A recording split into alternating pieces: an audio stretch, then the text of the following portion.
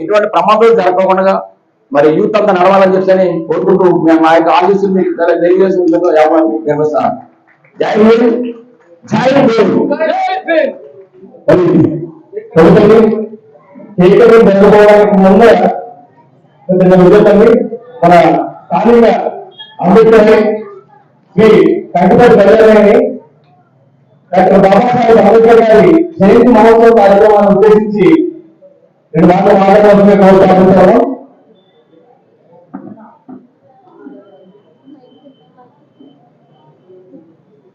ముందుగా మా సహోదరులకి అలాగే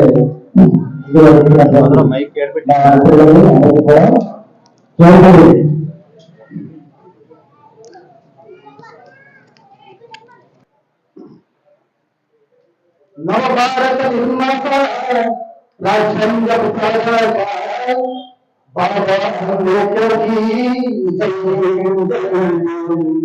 నవభారత నిర్మాత రాజ్యాంగ నిర్మాత బాబా అంబేద్కర్ దేశానికి తండ్రి బాబా అంబేద్కర్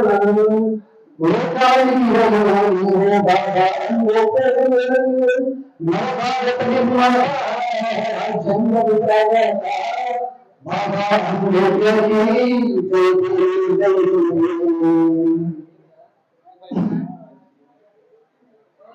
అందరికీ జయమేనండి.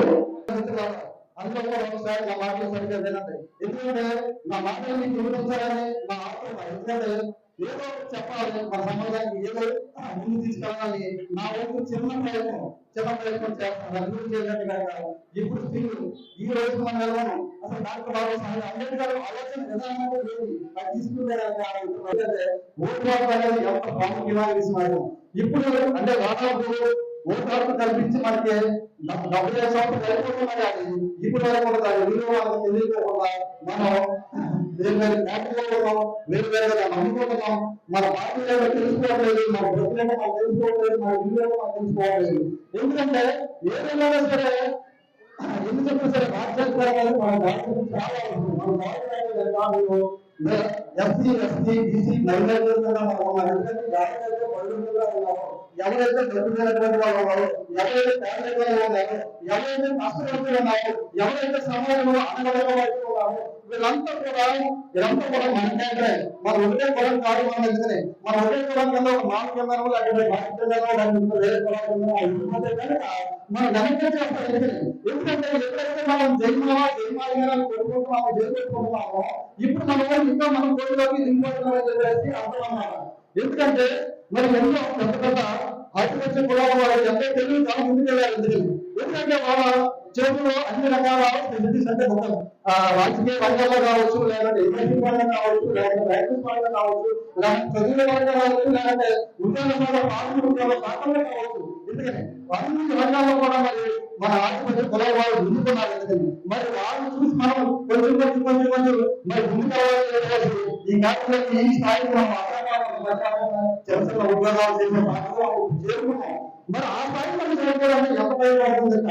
ఇది 70 సంవత్సరాలు అయిపోతున్నాం సరే అంత ఎంత భయం వచ్చిందా సరే ఎంత భయాన్ని కూడా మనకి భయం సరిపోదా ఇంత భయం కావాలంటే పూర్తి త్వరగా విశ్లేషించబడినటువంటి మనం ఒక ఈ రోజు ఒక ఎమ్మెల్యే స్థాయి నుంచి ఒక మంత్రి స్థాయి నుంచి ఒక సీఎం స్థాయి కూడా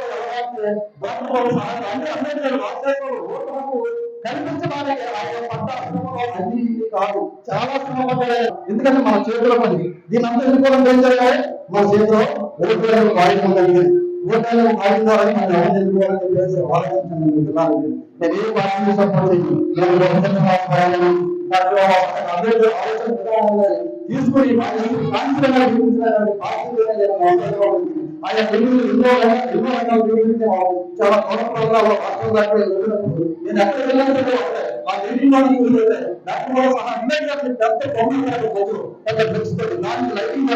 దాన్ని ఆ పక్కన మహాత్మా జ్యోతిబా ఈ పక్కన కాన్సర్ ఆ పక్కన ఈ పక్కన సాధు మహారాజు కనపడుతుంది, అలాగే ఈ నారాయణ సందర్భం కనపడుతుంది. అంటే అంతా కూడా జీవితాన్ని సాధించాలని జీవితం.